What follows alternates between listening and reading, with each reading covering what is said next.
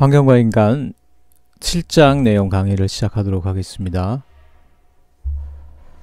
7장 내용은 이제 Climate and Biodiversity, 기후와 생태다양성이라는 부분인데, 한마디로 생태다양성이 깃들여 살고 있는 그 뭐랄까요, 무기물적인 환경이라는 건 일단 토양 속에 있는 여러 가지 양분들, 그 다음에 그 위를 이제 덮는 공기의 흐름들, 그런 것들이 빚어내는 기후가 뭐 웨더라는 표현도 있고 클라이밋이라는 표현도 있는데, 여러분 알겠지만 웨더는 그날그날 변하는 뭐 일기예보 차원의 그런 기후를 얘기하는 거고, 그리고 어떤 장기적인 그 지역의 어떤 특성으로서의 기후는 클라이밋이라는 단어를 쓴다. 여러분 그런 거 아실 거예요. 그래서 그 클라이밋이 형성되고 또 그런 것들이 여러 유형으로 구분되고 뭐 그런 내용들이 여기 소개가 되고 있습니다. 여러분들 많이 들어본 내용들일 텐데 여기 나와 있는 것처럼 이제 자세하게 여러분들 알지는 못할 거예요. 일단 그러면은 일단 클라이밋이라는 건 어떻게 형성되느냐? 클라이밋이라는 거는 오랫동안 형성되어서 일단은 제너럴 패턴을, 어떤 특별한 패턴을 유형으로 구분되어 있는 것을 이제 우리가 클라이밋이라고 그러고, 클라이밋을 형성하는 가장 중요한 두 요인이 지금 얘기가 되고 있죠. 프리시피테이션, 뭡니까?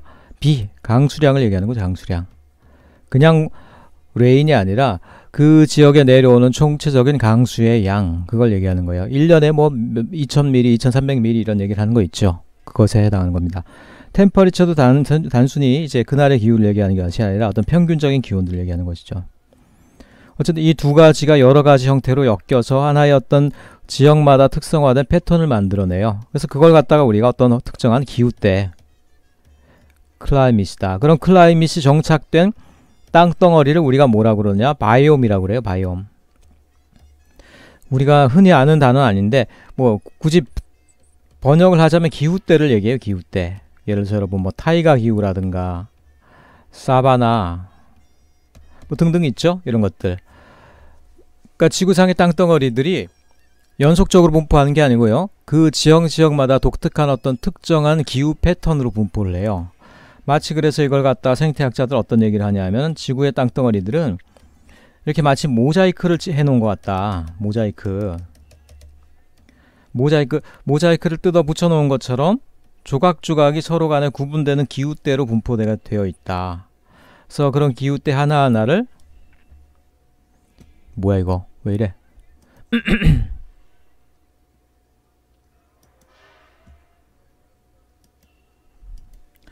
잠깐만요.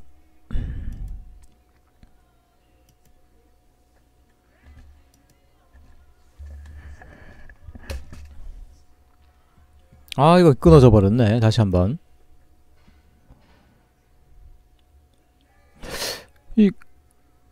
딱히 끊어질 일이 없는데. 자, 다시 시작하도록 하죠. 그래서 프레시피테이션과 템퍼리처가 만나서 어떤 기후의 패턴을 보인다. 그래서 그 패턴을 보이는 하나하나의 땅덩어리를 우리가 바이옴이라고 그런다. 바이옴. 그래서 이 바이옴을 갖다가 이제 우리가 한 지구상에, 바이옴이 이제 지구상에 모자이크 패치를 막 뜯어붙인 것처럼 땅바닥 위에 분포하고 있다. 바이옴을 몇 개나 되느냐? 학자마다 다르겠지만 한 9개에서 11개 정도로 구분을 한다는 것이죠. 그래서 그것들의 내용들에 대해서 쭉 나와 있는 것들이 7장의 내용이 되겠습니다. 아이고 이거 불편하네. 여러가지 죄송합니다. 아무튼 그 바이옴들은 그럼 주로 어떤 걸로 이제 우리 입장에서는, 우리 시각적으로 어떤 걸로 와닿느냐? 주로 그 땅덩어리, 그 기후대에 분포하고 있는 식물의 형태를 가지고 구분하는 경우들이 많아요. 그래서 화렵수림, 숲이 무성하게 자라게 된다. 그런 데는 우리를 삼림지대라고 부르게 되고요. 여러 가지 이유로 어떤 풀, 그러니까 나무가 아닌 기본적으로 줄거리가 별로 없는 잎사귀 위주로 있는 풀 위주로 자라게 된다. 그런 경우 이제 우리가 초원이라고 부르게 되고, 자, 그런 곳이 기후적으로 봤을 때 템퍼릿 하면 온대를 얘기합니다. 온대에 숲이 많은 지역들이라고 그러면 템퍼릿 포레스트. 그런가 하면 이제 온대인데도 불구하고 여러 가지 이유로 풀밖에 못 자란다. 그러면 이제 템퍼릿 그래스랜드. 이런 식으로 우리 같은 경우 이제 앞에 일단은 기후대를 뜻하는 요 명칭 플러스 거기에 자라는 어떤 식물의 어떤 형태, 그러니까 템퍼레이트 플러스 플랜트, 식물의 형태, 그런 형태로 이름을 명명하는 경우가 많아요. 그래서 우리나라 같은 경우는 어떻습니까? 냉대, 온대, 열대, 그 중에 온대에 해당하죠. 온대. 그러니까 온대, 템퍼릿 플러스, 그리고 우리나라에도 역시 숲이, 그러니까 화렵수가 자랄 수 있어요. 그렇기 때문에 온대, 삼림지역, 이런 식으로 이제 표현하는 거죠. 이게 한글로 표현하는 거고, 그걸 영어로 표현한다라고 그러면 temperate forest라고 표현하면 된다는 거예요. 이런 식으로 이제 우리가 두 가지 단어의 조합으로 바이옴들을 보통 표현한다. 하지만 그럼에도 불구하고 많이 쓰이는 단어들은 또 별도의 명칭을 가지게 돼요. 예를 들어서 열대우림은 어떻게 됩니까? 열대우림은 열대우림 어떻게 되지? 열대 트로피컬. 이게 열대라는 형용사죠. 열대의 여러가지 환경상 일단 나무가 크게 끝까지 자랄 수 있다. 그러면 이제 삼림지역이죠. 열대 삼림. 열대우림이라고 또 특별히 표현하죠. 열대우림을 표현하는 표현 방법, 이렇게 트로피칼 플러스 포레스트로 쓰게 되는데, 물론 요거를 갖다가 다 쓰기보단 요걸 또 뭐라고 표현해요? 요런 것들을 이제 사바나 기후라고 줄여서 얘기하기도 한다는 얘기예요. 열대우림 지역을 사바나라고 이제 표현하기도 한다. 이런 식으로 해서 기본적으로 두 개의 단어로 표현하는 방법들, 그것이 바이옴의 여러 가지 명칭들 표현하는 방법이고, 특별한 경우에는 자기들만의 또 고유한 이름이 있다, 이렇게 얘기할 수가 있겠죠.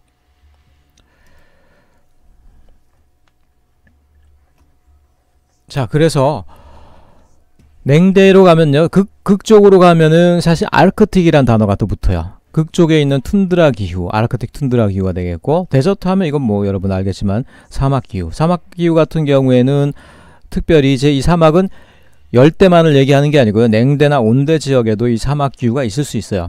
그러니까 이거는 플랜트의 어떤 형태를 얘기하는 그런 단어다라고 보시면 되겠어요. 그래서 숲이 없고 풀만 있다? 그래스랜드, 초원 지역이 되죠. 풀마저도 없고 전반적으로 식물이 자라지 못한다? 그러면 그런 경우 이제 데저트라는 명칭을 붙이게 돼요. 그런 식으로 플랜트를 형성하는 단어는 기본적으로 포레스트, 그래스랜드, 그 다음에 데저트, 이렇게 세 개로 표현하게 된다. 그 사실이 여기 나와 있죠. 이제 우리나라의 친근한 열대우림에 된다. 온대 삼림 지역의 모습이죠. 온대 삼림은 가을과 겨울이 존재하기 때문에, 이렇게 되면 또 겨울 지역에는 화렵수 여잎이 떨어져서 이렇게 가지만 남아있는 모습을 하게 되는 것들이 온대 지역의 일반적인 특성입니다. 자, 그러면은 기후에 영향을 미치는 팩터들, 요인들이 무엇인가? 우리 잘 알고 있지만 정리하자면 태양에너지가 모든 계절의 변화의 근본이죠, 당연히. 그리고 태양에너지를 부등하게 보내게 하는 어떤 지구의 작용들, 기본적으로는 지구가 자전하고 공전하고 있기 때문이죠. 합해서 로테이션. 그 다음에 사실 우리가 무시하기가 쉬운데, 이런 것들이 또 미세하게 디테일로는 어떻게 작용하느냐, 공기하고 물을 따라서요, 태양으로부터 전달된 에너지가 또 여러가지 패턴으로 지구상의 열과 에너지를 갖다 날라요. 나르는 패턴이 굉장히 부등합니다. 그런 패턴에 의해서 지구상에 실제로 어떤 바이옴들이 발생하는 것이죠. 그 다음에 크게 봐서 최근에 이제 지구온난화 문제나 이런 것들은 공기의 성분의 문제, 그런 것들도 기후를 형성하는 또 중요한 요인이죠. CO2가 일반적으로 많아지면 기온은 올라갈 수밖에 없게 된다. 또 그리고 마지막으로 더 디테일하게 가서는 지구의 어떤 껍데기, 서피스의 생긴 형상들, 거기가 산맥이냐 아니면 평야냐 이런 거에 따라서 당연히 또 최종적으로 국지적인 기후가 영향을 받게 되죠. 그런 내용들이 쭉 나와 있습니다. 그래서 웨더하고 클라이밋의 차이에 대해서 얘기가 나오고 있고요. 아까 얘기했지만, 자, 그래서 아까 공기와 물의 흐름이 사실은 지구의 열 에너지를 운반하는데 굉장히 중요한 역할을 한다라고 나와 있지만, 자, 이 그림을 보면 그게 얼마나 중요한 역할을 하는지가 나와 있어요. 만약 지구가 공전 자전만 하고, 그리고 태양 에너지가 오는 가운데 지구가 공전과 자전만을 하고 아무런 어떤 그 내부적인 움직임이 없다라고 그러면 기후 때는 어떻게 분포하겠어요? 별거 아니고 적도에 가깝게는 덥고, 그러니까 정확하게 수평선으로 나타날 거란 얘기예요. 이런 식으로.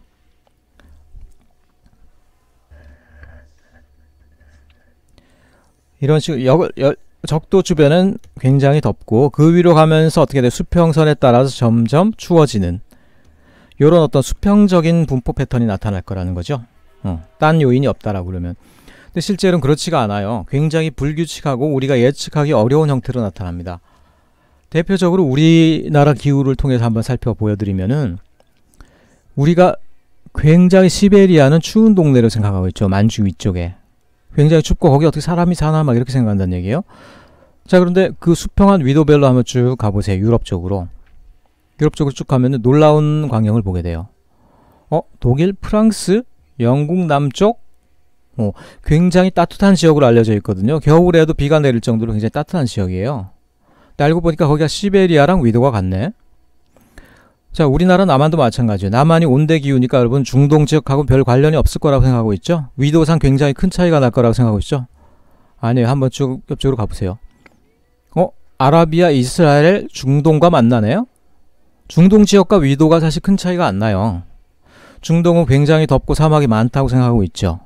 근데 우리나라는 그에 비해서 온대 지역이고 비도 많이 온다고 생각하고 있죠. 사실 위도상으로 거의 비슷하다는 얘기예요. 일본도 그렇고. 근데 왜 이런 차이가 생길까요? 이건 뭐냐면은 사실은 기본적으로 기류와 난류, 공기와 물이 열의 흐름을 전달하는 방식 때문이라는 거예요. 특별히 그 중에서도 이 해류, 바닷물이 사실은 열을 머금고 북쪽으로 열을 전달하는 그런 힘들이 굉장히 큽니다. 그 중에서 유럽이 그러면 시베리아와 동일한 위도인데도 불구하고 훨씬 따뜻하고 온난한 이유가 뭔지 아세요? 바로 그게 바로 북쪽으로 적도에서부터 캐리비안을 따라 훑어서 열을 많이 머금고 북쪽으로 올라가는 요 서한 난류의 영향 때문이에요. 서한 난류. 유럽 입장에서 서한 난류인 거죠. 이 서한 난류가 적도의 열을 굉장히 따뜻하게 갖고 오면서 어떻게 됩니까? 유럽 쪽으로 수증기를 날려보내요. 비를 공급합니다. 그 다음에 전반적으로 서유럽 쪽의 온도를 따뜻하게 해줘요. 겨울에도. 그러니까 여러분 핀란드나 이런 데 가면 사실 거의 뭐 우리나라 입장에서 갈 때는 거의 북극가 아니냐 하고 핀란드가 여기 있잖아요. 근데 제가 가본 결과로는 겨울에도 우리나라만큼 춥지가 않더라고요. 크리스마스 전후에 갔는데도 한 영상 1도 정도? 우리나라 막 영하 10도에 내려가고 그럴 때 생각외로 이쪽이 그렇게 춥지가 않습니다. 우리 생각보다 우리나라 겨울만큼 추운 나라가 사실 그렇게 또 전 세계적으로 많지가 않더라고요. 그 이유가 뭡니까? 요 서한 난류 때문이죠. 적도의 열을 북유럽에다가 서유럽에다가 적당히 전달해 주는 거예요. 그러기 때문에 유럽이 온난하고 습한 기후가 돼서 문명이 계속적으로 발생할 수 있는 여건이 된 거죠. 자, 이만큼 난류가 중요한 역할을 한다는 거예요. 만약 그러면 이 서한 난류가 없었다? 그러면 사실 이 정도 한 중위도 이상서부터는 거의 빙하대예요. 빙하대. 빙하 밑으로 내려가게 됩니다. 그러면 유럽 문명 전체가 있을 수가 없었죠. 한마디로 서한 난류가 없었다라고 그러면 유럽 문명 자체가, 서구 문명 자체가 없었다. 서구 문명이란 게 뭐예요? 오늘날 우리가 살고 있는 문명 시대가 여전히 서구 문명이잖아요. 그러니까 사실 이 난류가 전달하는 에너지의 역할이라는 게 그만큼 인류 역사에 중요한 변화를 가져왔다, 이렇게 얘기할 수가 있는 거죠. 마찬가지로 중동과 우리나라가 다른 것들도 북태평양에서부터 올라오는 이 쿠로시오 난류를 비롯한 따뜻한 난류들이 북쪽에서 내려오는 한류랑 만나서 고기도 많이 잡히고 온난하고 어느 정도 비가 오는, 그러니까 어느 정도 살만한 나라가 된 것들이 바로 난류의 영향이라는 거예요. 난류를 받는다. 그리고 난류가 한류랑 만나는 지역에 위치한다. 이런 것들은 지리적인 입지로 볼 때 굉장히 축복된 요인이라는 거죠. 그래서 자, 그만큼 난류가 사실은 이 기후 때 땅덩어리의 특성을 만드는 데 중요한 역할을 한다. 이런 정도를 여러분들이 알아두시면 좋겠어요. 그래서 기후를 변화시키는 또 세부적인 요인으로 아까 얘기했지만 공기의 흐름, 그 다음에 바다, 물의 흐름이 다시 한번 나오고 있습니다. 공기의 흐름 여러분 아시겠지만 적도 지방은 굉장히 땅덩어리가 뜨겁게 가열돼서 상승하는 기류가 나타나죠. 그러니까 공기가 상승하게 되면은 갑자기 상층부로 올라가면서 공기가 차가워지잖아요. 그러니까 가지고 있던 습기를 다 바닥에 떨어뜨리게 돼요. 어떻게 됩니까? 적도 지방에서는 굉장히, 그러니까 이런 것들이 적도 부근에서는 굉장히 이제 비가 많이 내리게 되는 것이죠. 따뜻하고 비가 많이 내리게 돼요. 근데 그런 것들이 적당히 올라가다가 공기가 이제 다시 한번 상층부에서 차가워지게 되죠. 근데 공기가 차가워지게 되면 응축되면서 밀도가 올라가게 됩니다. 밀도가 높은 공기가 되다 보니까 다시 바닥으로 어쩔 수 없이 중력에 의해서 낙하를 하게 돼요.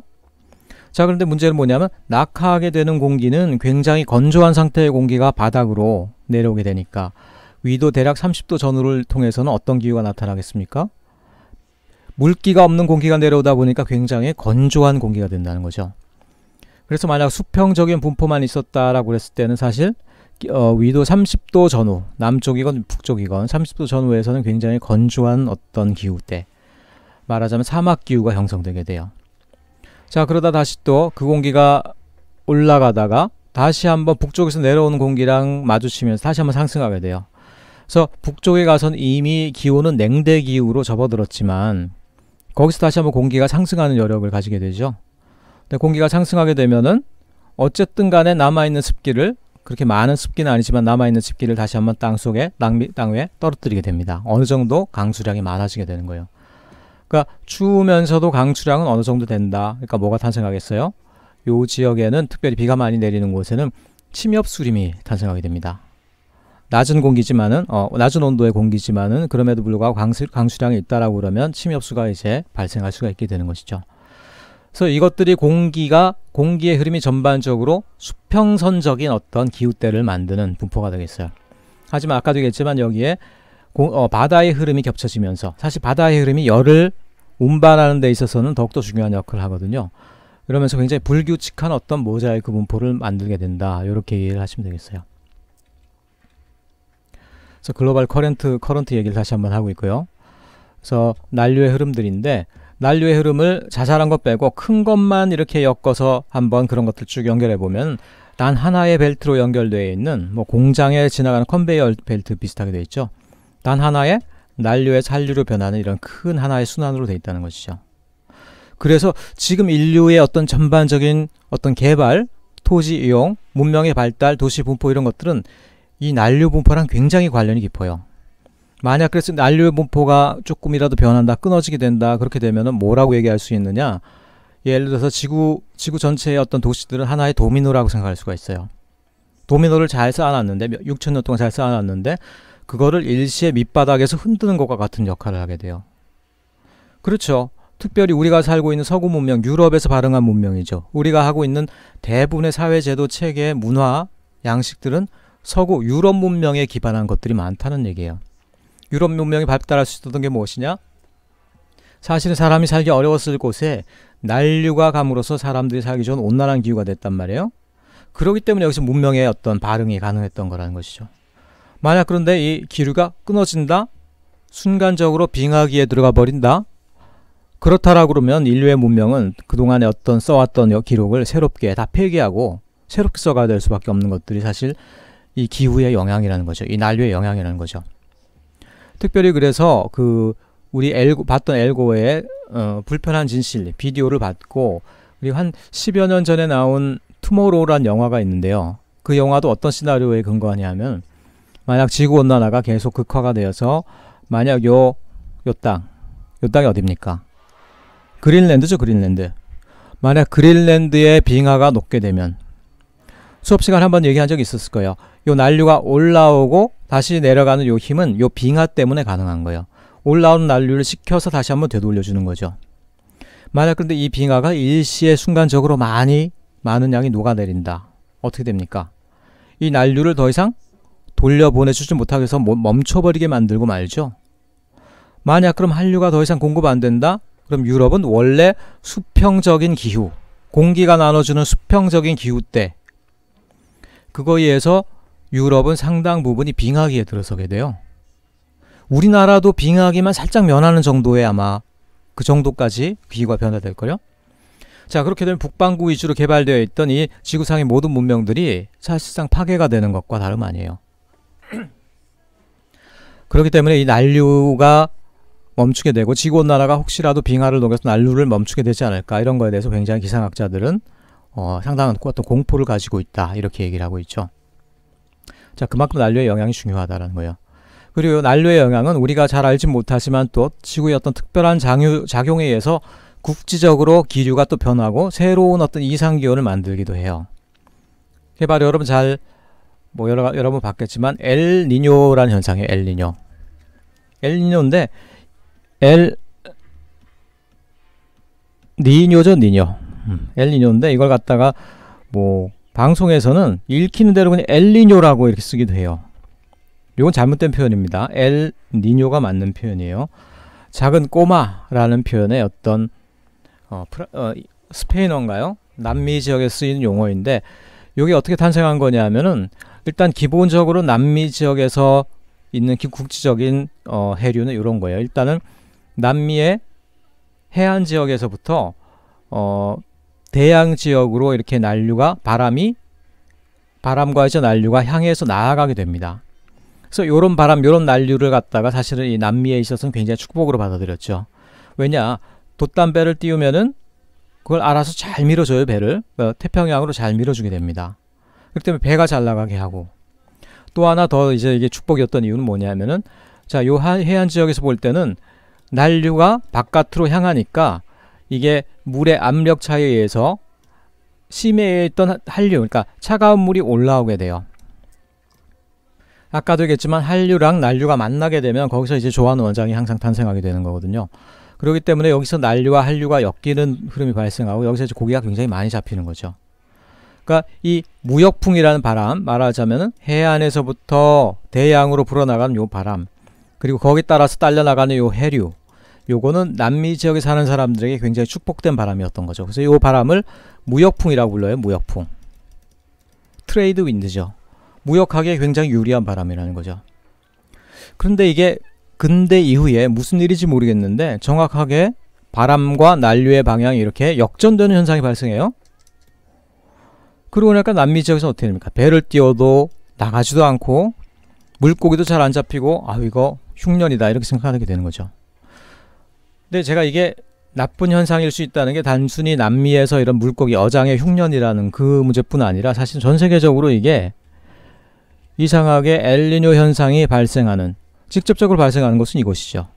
근데 엘니뇨 현상이 심하게 발생하고 나면 3에서 5년 이후에 3에서 5년 내에 지금 이렇게 쉐이딩 쳐 있는 여러 세계의 각 부분, 거기에서 이상기온이 발생하게 된다는 거예요.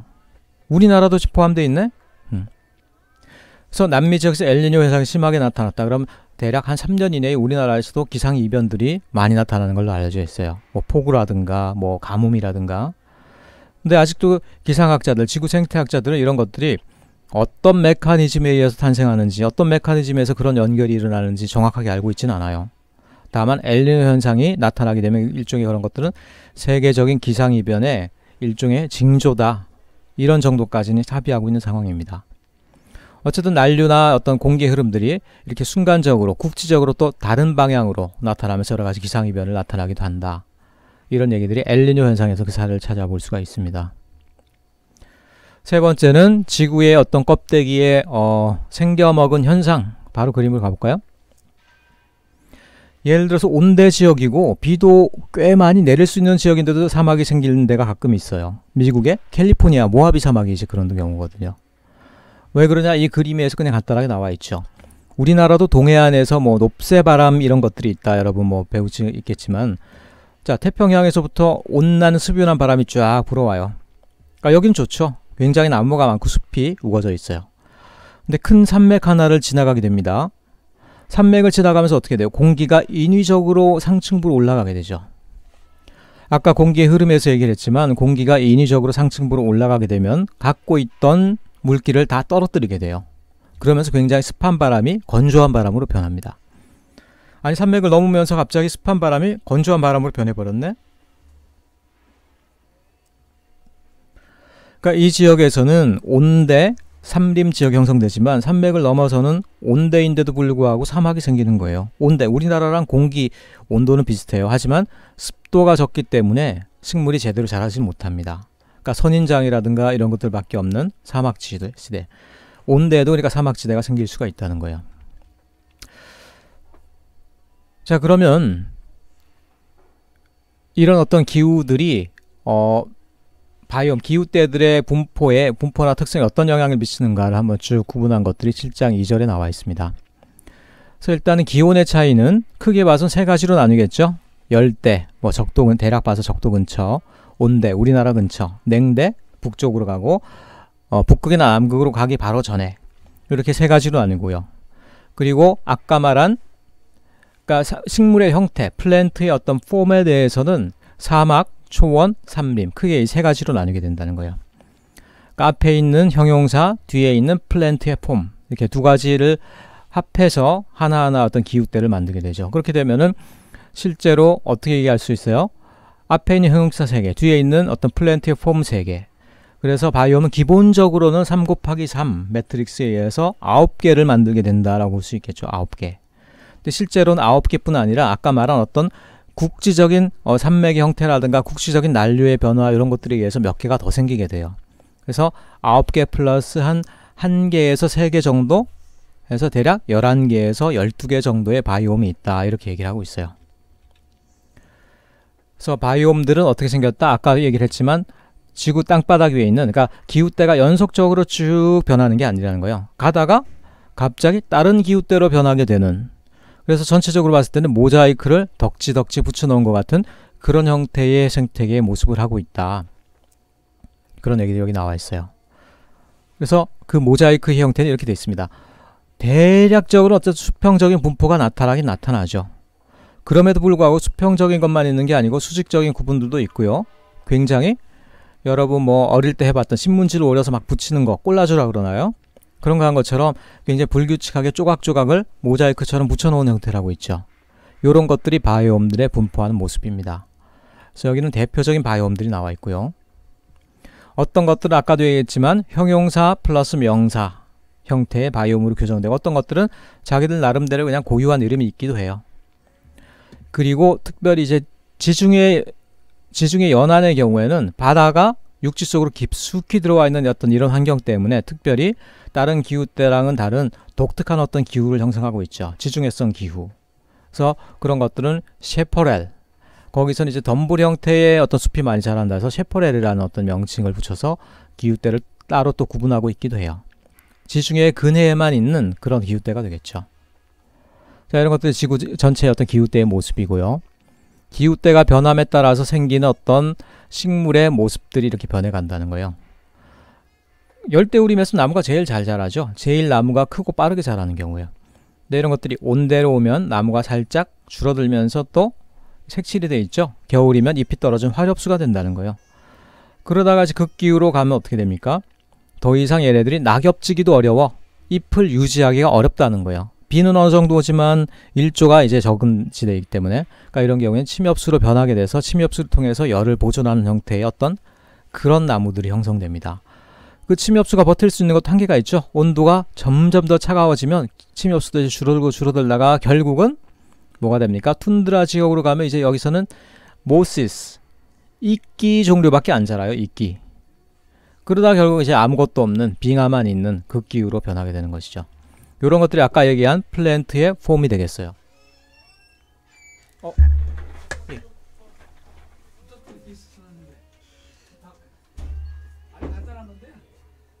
저보고 한국어시장연구소 다시 하라 그래가지고 콜로키움 하나 좀 뿌려보고 있는데 예, 뭐냐 가보지 못해도 제가 광고를 자꾸 서병철선생이라는 것도 YMCA 삼촌과 도시사회하고 박사 심사를 받고 있어요. 이게 포항에 관한 거예요. 그래서 좀 그분한테 발표를 하고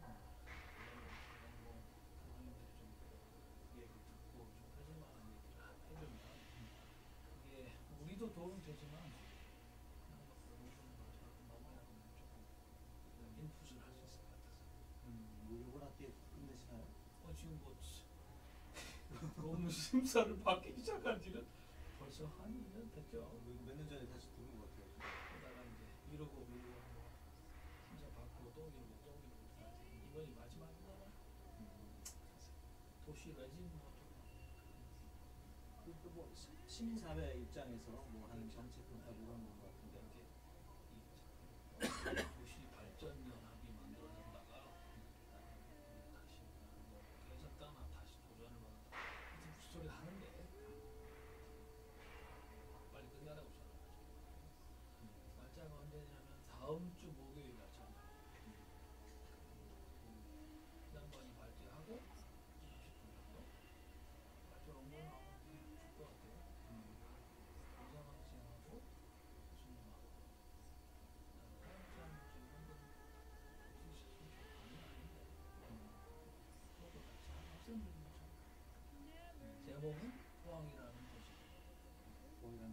제목이 일반적으로 city called 포항 이렇게 써놓은 거 보니까 영어로는 뭐가 좀 있어. 근데 제목은 포항이라는 이유로 할까? 뭐 그분 그분 이렇게 얘기하신 거 들어보니까 뭐 제가 잘 아는 분야는 아닌 한데 그래도 뭐 일반적으로 그냥 좀 말씀 얘기 좀 해주시죠. 대표이신 분들라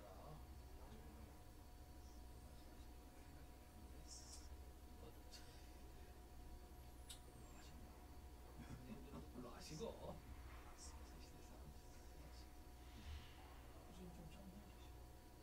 제가 이미 기획을 해가지고 그거를 교수님한테 돌려 그거 보시면은 제가 무슨 취지로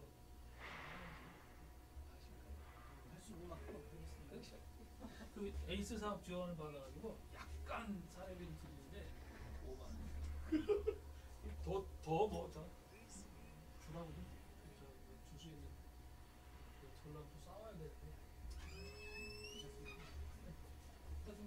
주변에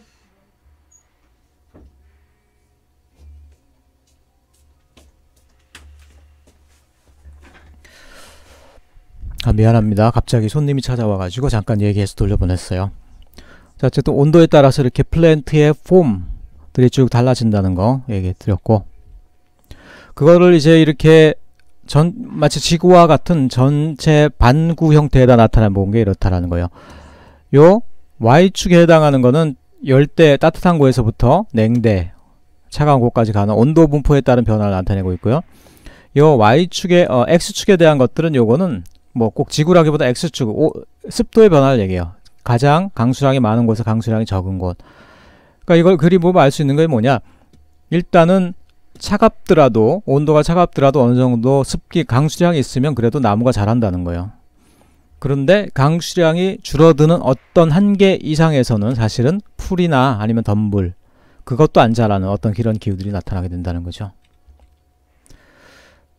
그래서 대표적인 기후대들, 아까 얘기했지만 3 곱하기 3의 매트릭스에 속하는 그런 기후대만 나타나서 간단하게 그 특징들을 요약하고 있는 그런 부분들이 나오고 있습니다. 그래서 일단은 사막기후 같은 경우는 열대 사막은 당연히 우리가 너무 잘 알고 있고요. 사하라 사막, 나미브 사막 뭐 이런 것들, 아프리카 북쪽에 있는 사막들이죠. 온대 사막은 근데 우리가 잘 몰라요. 근데 온대 지역에도 사막이 분명히 있습니다. 캘리포니아에 있는 모하비 사막 이런 곳. 냉대 지역에는 당연히 몽고 북쪽으로 가면 고비 사막이 있죠. 고비 사막. 이런 것들, 사막 기후가 꼭 열대만 생기는 게 아니라 온대에도 특별한 어떤 지역적인 이벤트에 의해서 생기게 된다는 것이죠. 냉대에도 생기게 되고. 이게 열대 사막의 모습입니다. 이 차는 지금 저 구덩이로 헤어날 수 없는 지금 구덩이로 빠져드는 것 같은데, 보면은 온도도 높고 거의 강수량이 없죠. 그러니까 사막밖에는 갈 곳이 없더라는 거예요. 근데 캘리포니아라고 하면 그래도 조금 기온이 조금 뭐랄까 강수량이 있긴 있어요. 그래서 그것들을 물이 좀 있을 때 그런 것들을 흡수해놨다가 오랫동안 버티고 있는 선인장 계통 정도는 있고 약간의 덤불 정도는 있죠. 그렇지만 어쨌든 온도 기온 차이가 또 너무 커. 그렇기 때문에 이것도 사막 기후로 불리게 되고요. 그 다음에 고비 사막으로 가게 되면은 뭐 비도 오는 것도 아니고 거의, 그리고 여기는 특별히 기온 차이가 굉장히 극심해요. 그러니까 식물이 자라기에 힘든 거예요. 식물은 기본적으로 1년은 자랄 수 있어야지 그래도 풀이라도 자라거든요. 그런데 여름 동안에 좀 자란다고 하더라도 겨울을 넘기기가 어려워요. 그러니까 연간 기온 차이가 크기 때문에, 그렇기 때문에 이런 경우는 이제 식물이 거하기 어려운 사막기후가 된다. 한꺼번에 본 모습이고요. 사막에서 살려면 어떻게 해야 되느냐, 그 침엽수 같은 경우 사실은 그 하나하나의 이파리를 보면은 마치 코팅되어 있는 바늘 같죠. 그걸 통해서 최대한 습도의 분출을 줄이면서 이렇게 살아간다, 이런 얘기들이 나와 있어요. 그래서 사막도 사실은 식물이 없는 게 아니에요. 동물이 없는 게 아니고 그곳에만 특화되어 있는 자기만의 니치라고 그랬죠. 니치를 가지고 있는 그런 동식물들이 살아가고 있다, 이런 얘기들이 나와 있습니다. 자, 그 다음에 초원지역. 큰 나무가 아니라 기본적으로 30cm 이내의 어떤 지피식물이라는 것은 땅바닥에 붙어있는 풀과 같은 종류를 얘기하는 것이죠. 걔네들 위주로 자라가는 그런 기후대. 그런 기후대도 열대에도 있고요, 온대에도 있고 냉대에도 다 있어요. 다만 온대에서 풀이 많이 자라는 지역을 프레리라고 그래서 사실 여기가 사람들이 살기가 제일 좋은 지역으로 알려져 있기도 해요. 그러니까 곡식이 많이 나고. 그리고 트로피칼 아까 제가 잘못 얘기했네요.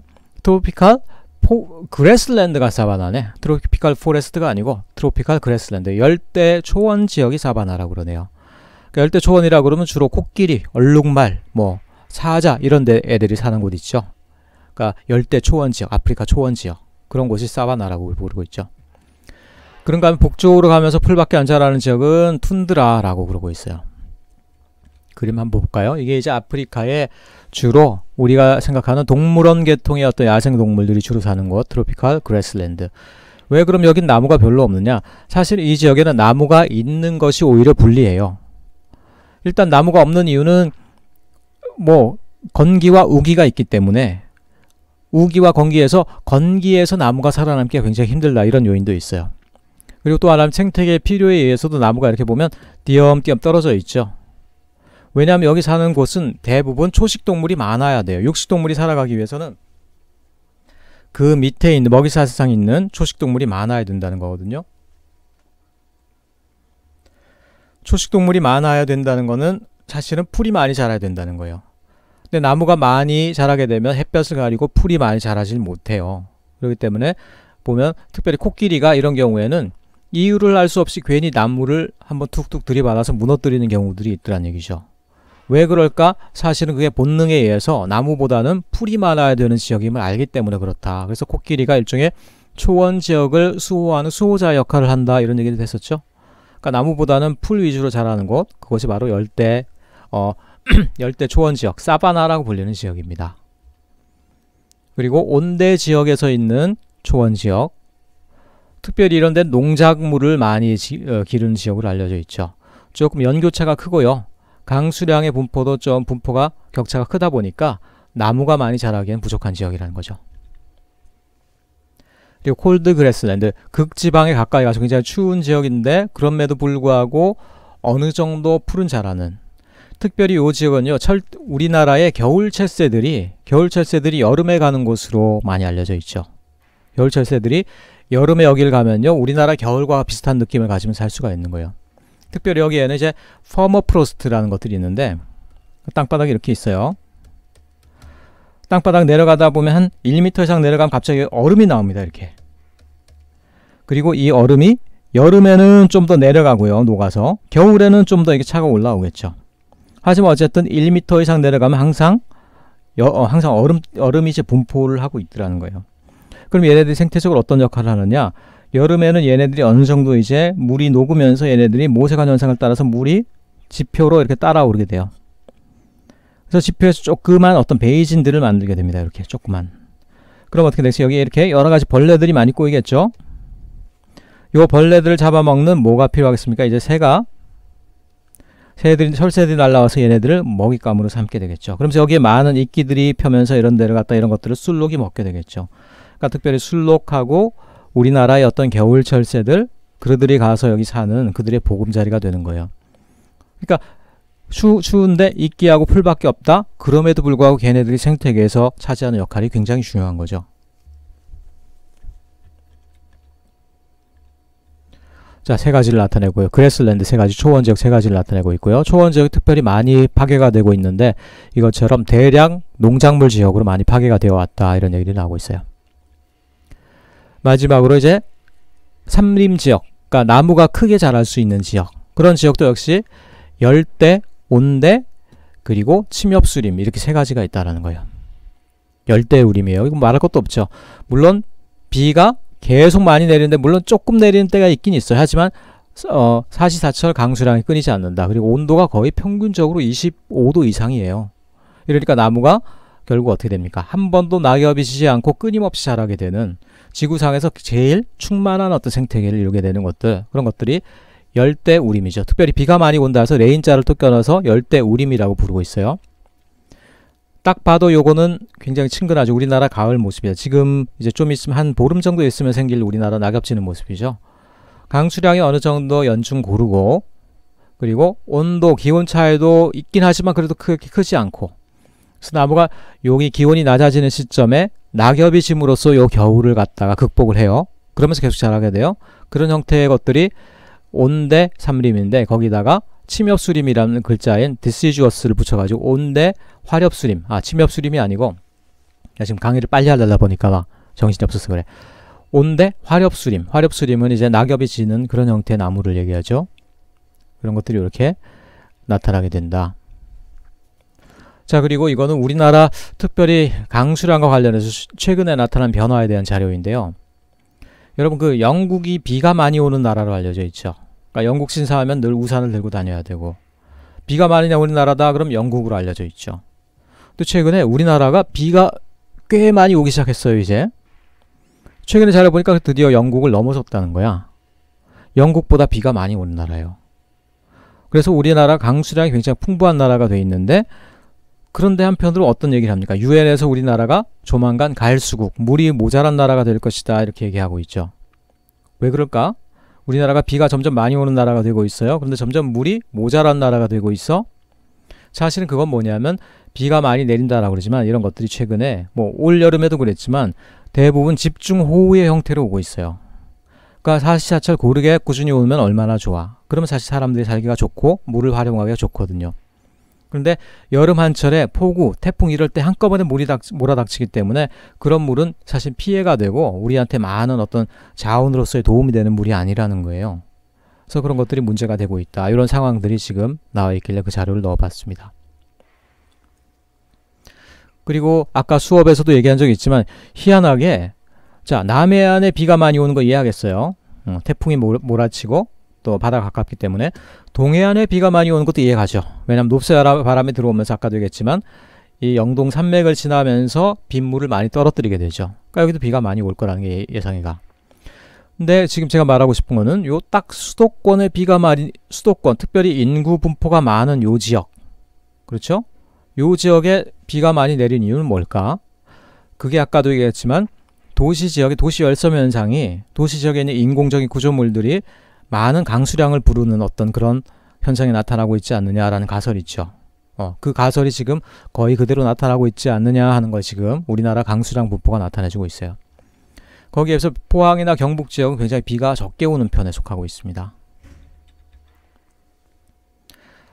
자, 이게 침엽수림. 북쪽에 가서 침엽수림의 모습인데 일단 온도가 낮기 때문에 모든 나무의 이파리들이 화렵수가 아닌 침엽수림. 침엽수는 영어로는 코니퍼러스라고 그래요. 코니퍼러스. 코니퍼러스 얘네들은 어차피 그리고 사시사철 소나무처럼 사시사철 푸르죠. 그러니까 에버그린이라고 그래. 그래서 노던 에버그린 코니퍼러스 포레스트라고 지금 여기 부르고 있죠. 자, 요게 어쨌든 요렇게 해서 전체 지구상의 기본적인 바이옴 9개를 얘기하고 있죠. 온도 분포 3개, 그 다음에 플랜트의 폼 3개에 따라서 3 곱하기 3 해서 9개의 바이옴이 이렇게 형성되고 있다는 걸 알려주고 있어요.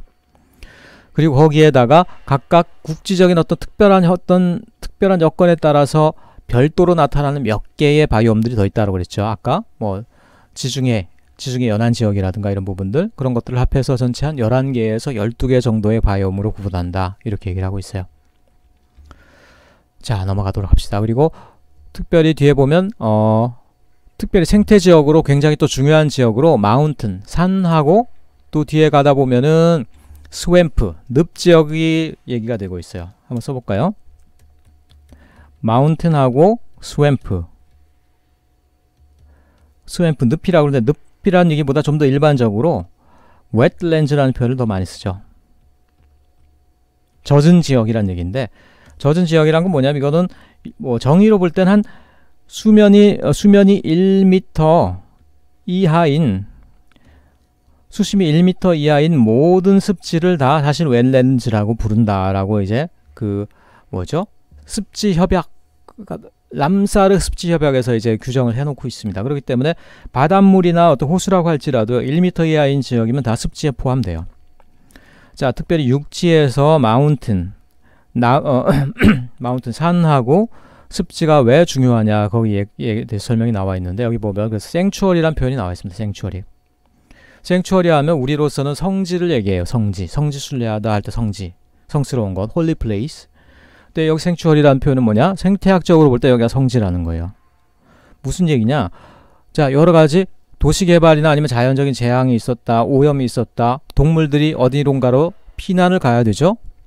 마치 사람들이 성지로 순례를 하고 성지로 피난을 가듯이 동식물들이 마지막까지 피난할 수 있는 그런 몇 군데의 지역들이 있어요. 육지에서는 그게 산이 그 역할을 한다는 거예요.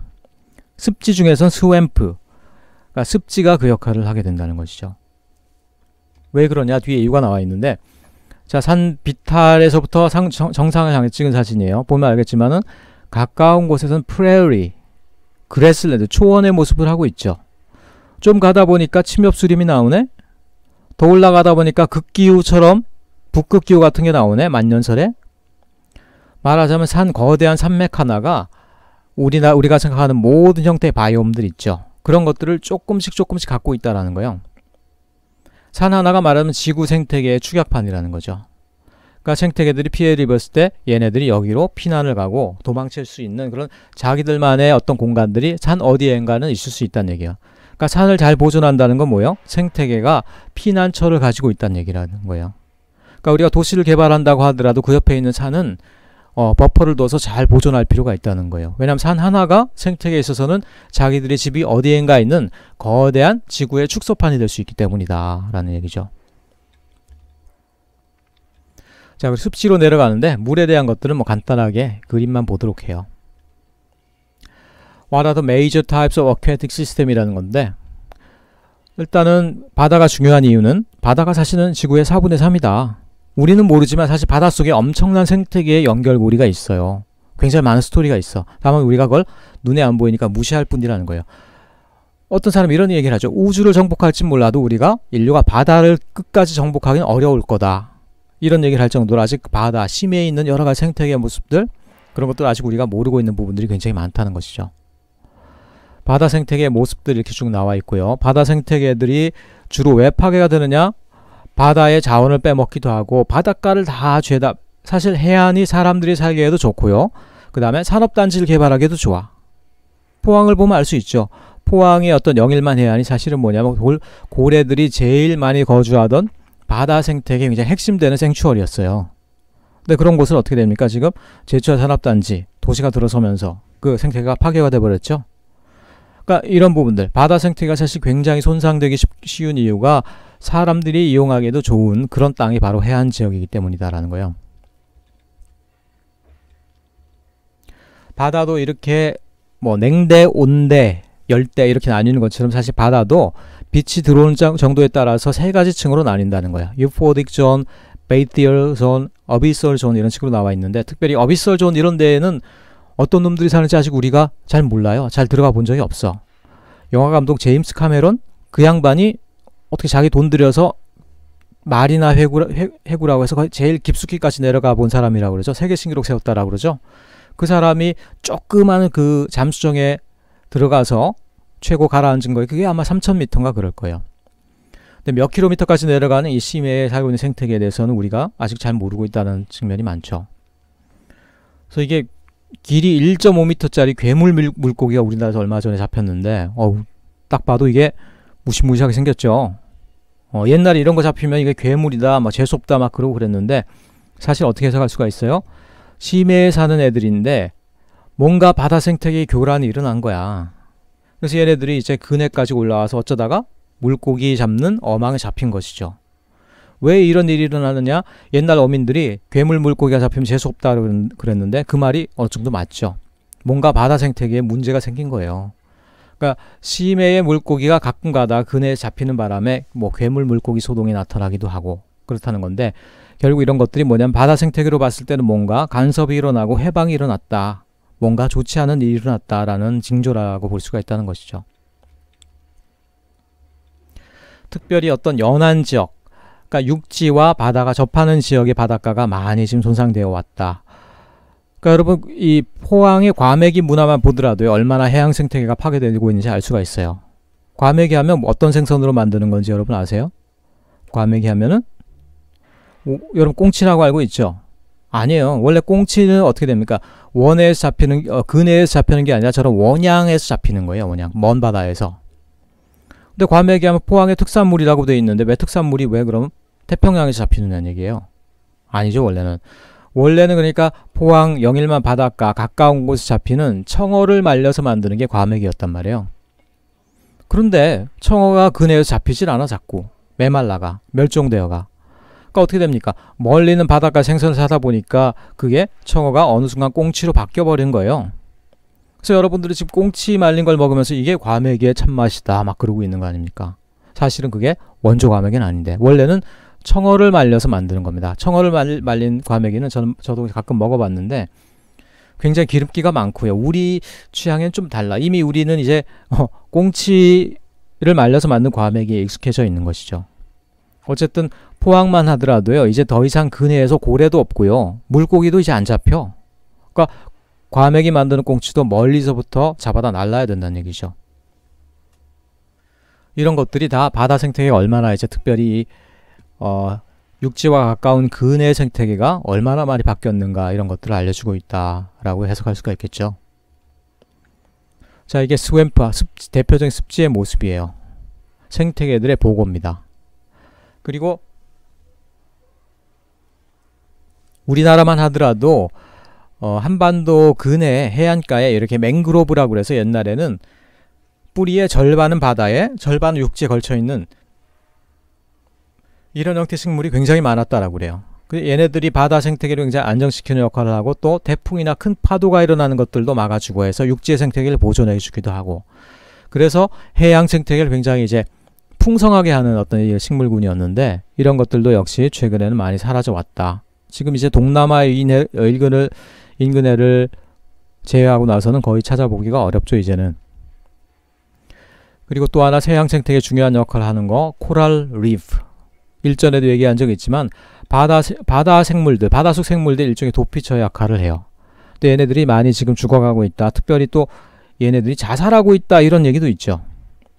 그러니까 얘네들이 자살하면 이거를 근거지 홈으로 삼고 살아가는 이런 모든 물고기 종들이 일시에 멸종할 수 있다는 걸 얘기해요. 그러니까 특별히 이제 코랄 리프 이런 것들의 이제 멸종이 굉장히 심각하게 와닿는 이유죠. 코랄 리프가 그냥 일종의 바다 돌덩어리가 아니고 이렇게 여러 가지 해양 생물들이 이 여기에 근거해서 살아가는 일종의 홈, 베이스먼트에 해당한다는 거예요. 그리고 해양 생태계 전체에 대한 어떤 문제들, 모습들이 나오고 있고요. 마지막으로 그림 하나만 보도록 합시다. 그리고 이게 건강한 호수의 모습이고요. 건강한 호수에다가 사람들이 자꾸 찌꺼기, 음식 부스러기 이런 영양류를 과다하게 공급을 하면요. 그걸 뭐라고 그러냐면 트로픽 하면 요게 이제 라틴어 계통으로 해서 영양의, 음식의 이런 얘기가 돼요. 그래서 올리고 하면은 올리고가 사실 의미로 봐서는 내리고예요. 낮다는 얘기예요. 그러니까 영양류가 낮은 상태, 중간 상태, 매조하면 많은 상태가 되는 것이죠. 그래서 문제는 뭐냐면은 물은 사실 지나치게 영양분이 공급돼서는 안 돼요. 그렇기 때문에 미생물이 많이 있게 되고 적조, 녹조가 끼게 되기 마련이죠. 그러니까 도시화가 일어나면 하천은 반드시 녹조 현상이 일어나게 돼 있어요. 그래서 녹조화가 극에 달하면 이렇게 물이 보이지가 않습니다. 실제로 강아지들 이런 데다 풀어놓으면 얘네들이 잔디밭인 줄 알고 뛰어들어 강아지가 죽는 경우도 있습니다. 실제로. 그 정도로 이렇게 녹조가 많이 낀 호수의 모습인데 왜 그러냐? 사람들의 활동에 의해서 불필요하게 영양분, 유기물들이 많이 공급돼서 그래요. 오히려 이렇게 영양분이 약간 적은 상태가 오히려 건강한 그런 습지인 상태라는 것이죠. 그래서 어쨌든 민물들도 이렇게 많이 오염돼 가고 있고 특별히 녹조 현상은 우리가 강물이나 민물들을 도시화에 의해서 사람들이 너무 유기물을 많이 공급해서 생긴 현상이다 이렇게 이해할 수가 있겠어요.